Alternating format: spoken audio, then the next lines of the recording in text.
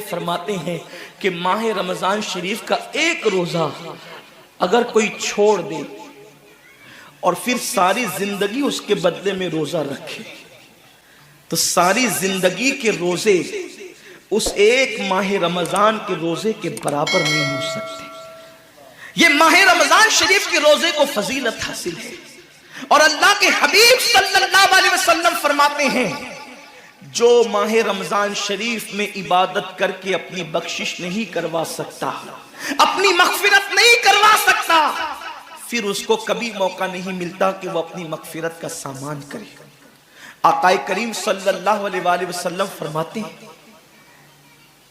کہ سال بھر تک ماہ رمضان شریف کے لیے جنت کو آراستہ کیا جاتا ہے، جنت کو سجایا جاتا ہے، جنت کو سنوارا جاتا ہے، اور آقا کریم صلی اللہ علیہ وسلم فرماتے ہیں بڑی بڑی آنکھ والی حوریں اللہ کی بارگاہ میں عرض کرتی ہے میرے کریم ہمیں ان کی دلہن بنانا جو ماہ رمضان شریف میں تیری عبادت کرتے ہیں، ہمیں ان کے نکاح میں دینا جو ماہ رمضان شریف کی راتوں کو جگ کر کے تجھے منانے کی کوشش کرتے ہیں۔ آقا کریم صلی اللہ علیہ وسلم فرماتے ہیں اگر کوئی بندہ ماہ رمضان میں زنا سے بچے، شراب سے بچے،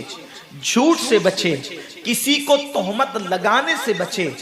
اور ماہ رمضان شریف کا احترام کرتے ہوئے گناہوں سے بچے، تو اللہ تبارک و تعالی ہر رات کے بدلے،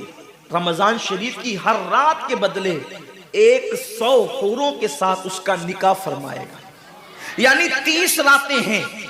تو 100 حوروں کے ساتھ اس کا نکاح ہوگا۔ اور آقا کریم صلی اللہ علیہ وسلم فرماتے ہیں ماہ رمضان شریف کا احترام جو کرے اور احترام ماہ رمضان میں جو لغویات اور خرافات کو ترک کر دے، جو گناہوں کو چھوڑ دے،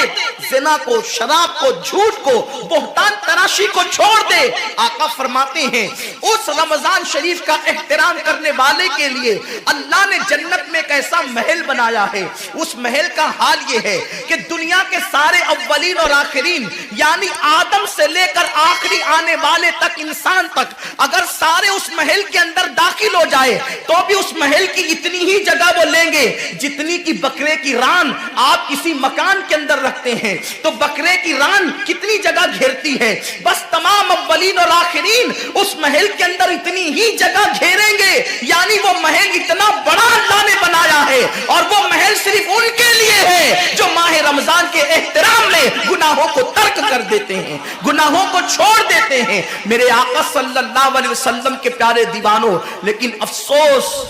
ہم اور دنوں کی طرح ماہ رمضان شریف کی راتوں کو ضائع کر دیتے۔ تاجروں کا سیزن آتا ہے تو تاجر پہلے سے تیاری کرتے ہیں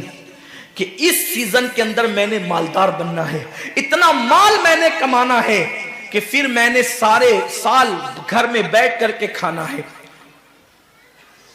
ٹیلر لوگ تیاری کرتے ہیں عید کے موقع پہ اتنی محنت کریں گے رات دن کہ سال بھر اگر کوئی کسٹمر نہ بھی آئے تو وہ گھر بیٹھ کے آرام سے کھا سکے۔ کپڑے والے سوچتے ہیں کہ سیزن آئے گا، جو بھی سیزن ان کا آتا ہے اتنا کمائیں گے کہ سال بھر بیٹھ کے کھائیں گے۔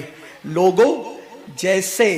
کپڑوں کا سیزن آتا ہے، ٹیلروں کا سیزن آتا ہے، پھلوں کا سیزن آتا ہے، ایک سیزن نیکیوں کا بھی آتا ہے، ایک سیزن مغفرت کا بھی آتا ہے، ایک سیزن جنتی بننے کا بھی آتا ہے، ایک سیزن اللہ کو راضی کرنے کا بھی آتا ہے۔ ارے یہ کیا کم ہے، میرے رسول سچے نبی صادق و مصدوق نبی نے فرمایا ماہ رمضان کی ہر رات اللہ پہلے آسمان پہ تجلی کرتا ہے اور اللہ اپنے بندے سے پکار پکار کر غروب آفتاب سے لے کر صبح صادق طلوع ہونے تک کہتا ہے میرے بندے اگر تو گنہگار ہے تو مجھ سے معافی طلب کرتا کہ میں تیری مغفرت کر دوں، میں تجھے جنت کا پروانہ عطا کر دوں۔ اگر تو غریب ہے تو مجھ سے دولت مانگتا کہ میں تجھے دولت عطا کر دوں، اگر تو نعمت سے محروم ہے تو نعمت مانگتا کہ میں تجھے نعمت عطا کر دوں۔ یہی وجہ تو ہے حضرات صحابہ کرام جب رمضان شریف آتا تو وہ ایسے تیاریاں کرتے تھے جیسے ہم اپنے گھروں کی شادیوں کی تیاری کرتے ہیں۔ صحابہ اتنے مصروف ہو جاتے رمضان شریف کی تیاریوں میں،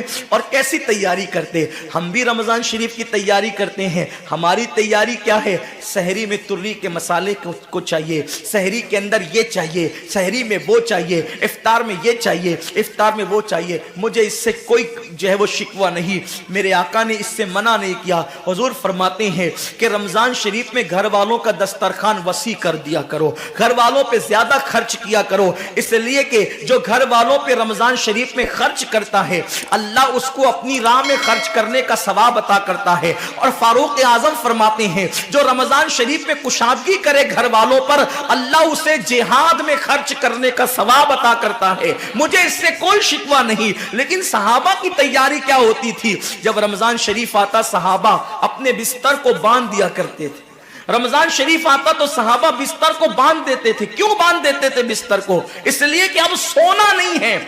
سونے کی راتیں 11 مہینے کی راتیں ہیں، اب غفلت میں زندگی نہیں گزارنا ہے، بلکہ راتوں کو جگ کر دن کو جگ کر اللہ کی اتنی عبادت کرنا ہے کہ عبادت کا سیزن آ گیا۔ اس لیے کہ اللہ کے رسول فرماتے ہیں جس نے رمضان شریف پایا اور عبادت کر کے اللہ کو راضی نہیں کر لیا، ایسا بندہ ہمیشہ اللہ کی رحمت سے دور کر دیا جائے۔ اس لیے صحابہ رمضان شریف کی تیاری کرتے تھے، بستر باندھ دیتے تھے، اور اپنا معمول کیا ہے؟ جو فجر میں سوئیں گے تو وہ عصر میں اٹھیں گے،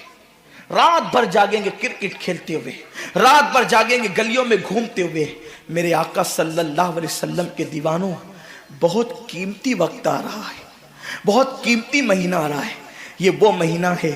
جو جہنمیوں کو جنتی بناتا ہے۔ آقا کریم صلی اللہ علیہ وسلم فرماتے ہیں ہر افطار کے وقت اللہ 60,000 ایسے جہنمیوں کو جہنم سے آزاد کر کے جنتی بناتا ہے جن کا جہنمی ہونا واجب ہو گیا تھا۔ اور ایک مقام پہ فرماتے ہیں 5 لاکھ جہنمیوں کو ہر افطار کے وقت جہنم سے آزاد کیا جاتا ہے۔ اور اسی پہ بس نہیں، حضور فرماتے ہیں جب شب جمعہ آتی ہے ماہ رمضان کی، جمعرات کا سورج غروب ہوتا ہے، تو جمعہ کا سورج غروب ہونے سے پہلے تک ہر سیکنڈ میں 5 لاکھ جہنمیوں کو جہنم سے آزاد کیا جاتا ہے۔ اور جب جمعہ کا آخری وقت آتا ہے، آخری ساعت آتی ہے، میرے کریم آقا فرماتے ہیں جمعرات کا سورج غروب ہونے سے لے کر جمعہ کا سورج غروب ہونے تک ہر لمحے میں جو 5 لاکھ کو آزاد کیا گیا تھا، اب آخری سیکنڈ میں جو غروب کا وقت ہوتا ہے، جتنے آزاد کیے گئے تھے اتنوں کی تعداد کے برابر اس آخری ساعت کے اندر اللہ اپنے جہنمی بندوں کو جہنم سے آزاد کر دیتا ہے۔ کتنا قیمتی وقت ہوتا ہے، افطار کا وقت کتنا قیمتی ہے، سحری کا وقت کتنا قیمتی ہے، لیکن اس وقت بھی ہم کہاں لگے ہوتے۔ اب تو لوگوں نے ٹی وی چینلوں پر پروگرامات شروع کر دیے، دینی پروگرامات۔ مجھے دینی پروگرامات اگر ٹی وی پہ نشر ہوتے ہیں تو اس سے کوئی اختلاف نہیں ہے، لیکن آپ سے یہ عرض کرنا چاہتا ہوں کہ دین سیکھنے کا بھی کوئی وقت ہوتا ہے۔ اگر آپ سحری کے قیمتی لمحات میں ٹی وی کا منہ پکڑ کر بیٹھے ہیں تو آپ دعا کب کریں گے؟ افطار کے وقت آپ واٹس ایپ پر لگے ہیں تو اللہ سے مانگیں گے کب؟ ساری زندگی سسکیاں لے رہے ہو، ساری زندگی تڑپ رہے ہو، اور جب مانگنے کا وقت آتا ہے، مصیبتوں سے نجات طلب کرنے کا وقت آتا ہے، ہم کہاں ٹائم ضائع کرتے ہیں۔ حضرت سیدہ ام ہانی رضی اللہ تعالیٰ عنہ فرماتی ہیں کہ میں نے اپنے کریم آقا صلی اللہ علیہ وسلم سے سنا،